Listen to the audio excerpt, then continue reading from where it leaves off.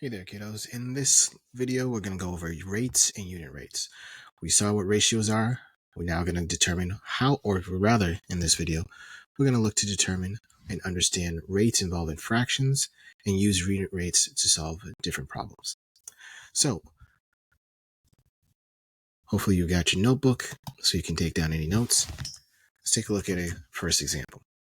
Remembering the following, that a rate is a ratio of two quantities using different units. And a unit rate is when we compare a quantity to another quantity. And equivalent rates, they have the same unit rates, meaning that we can multiply or divide by the same factor, and it's going to be an equivalent rate. So, a nutrition label shows that for 1/4 cup of tuna, it has 1/2 grams of fat. So how many grams of fat are there for every cup of tuna?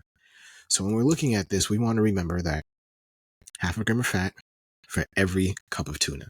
Oh, for every 1/4 cup of tuna, excuse me. We want to make sure that we're paying attention to the order because that's super important when it comes to determining unit rates. Here we're looking at grams of fat for every cup of tuna.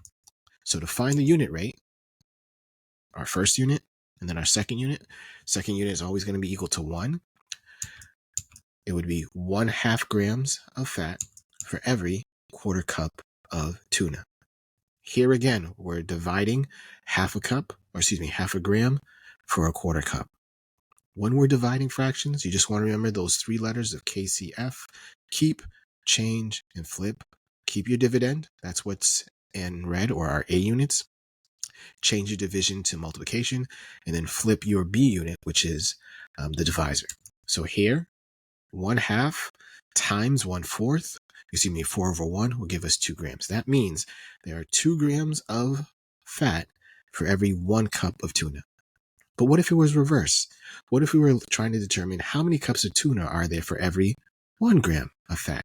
Now the units have changed. Well, if there's 1/4 cup of tuna for every 1/2 gram of fat, now the units have changed.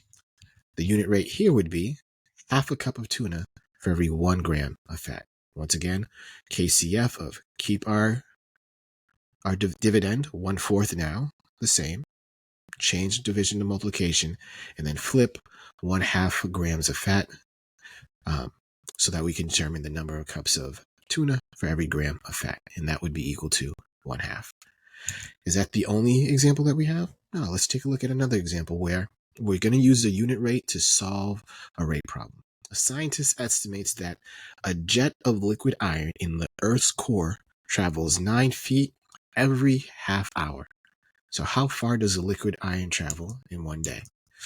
Well, we're looking at feet for every hour. So we're going to have to determine the number of feet to hours. Well, if we're looking at the distance, if it tells us the number of feet for every hour, remember 1 day has 24 hours. So that's how we have here. We're looking to see what's the distance. Well, 9 times 2 would give us 18 feet for every 1 hour. We're multiplying it times 2 because that half hour would give us the 1 hour. Now that we know how far that jet of iron, of liquid iron in the core is going to travel, so it's going to travel 18 feet in 1 hour. Well then, 18 times 24, because there are 24 hours in a day, would tell us the number of feet that it would travel. So 18 times 24 is where we end up with 432. So that 432 represents the number of feet that the liquid jet of iron would travel around the Earth's core. All right, so the liquid iron travels 432 feet in 1 day. So once again, kiddos, we just want to make sure that as we're going through the work for today of lesson 5.2, that we are paying attention to the order when we're determining what the unit rates are. Alrighty? If you have any questions, please ask during class so that we can get those clarified for you as you go through the classwork for today. Let's get it.